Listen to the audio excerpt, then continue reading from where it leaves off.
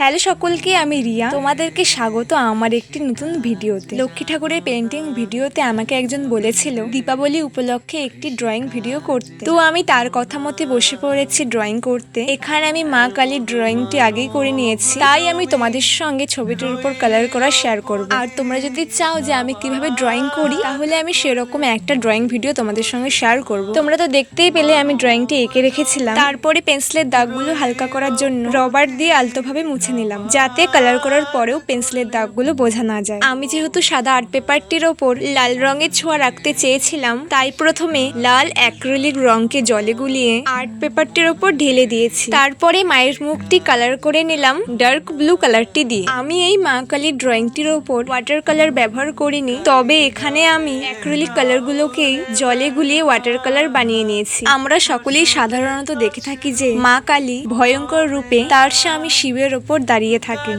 এবং তার গলায় নরমুন্ডের মালা, এলোমেলো চুল, লাল চোখ ও লম্বা জিভ দেখা যায়। এছাড়াও মা কালীর হাতে নরমুন্ড ও অস্ত্র দেখা যায়, কিন্তু আমি এখানে ছবিটি বেশ অন্যরকম ভাবে দেখিয়েছি। মা কালীর ভয়ঙ্কর দুটি চোখ, এক হাতে রয়েছে ছিন্নমুণ্ড ও অন্য একটি হাতে রয়েছে খড়গ, এবং তিনি তার খড়গ দিয়ে অশুভ শক্তিকে বিনাশ করে ও অসুরদের ছিন্নমুণ্ড করে দেন। কালী শক্তির মূল আধার হলো তার হাতের খড়গ, তাই অনেক মন্দিরে তার পুজোর সঙ্গে সঙ্গে তার খড়গেরও পুজো করা হয়। তাই এক কথায় বলতে হলে মা কালীর খড়গ শুধু একটি অস্ত্র নয়, বরং আধ্যাত্মিক জ্ঞান ও মুক্তির একটি শক্তিশালী প্রতীক। তো তোমাদের সঙ্গে কথা বলতে বলতে আমার অর্ধেক কাজ কমপ্লিট।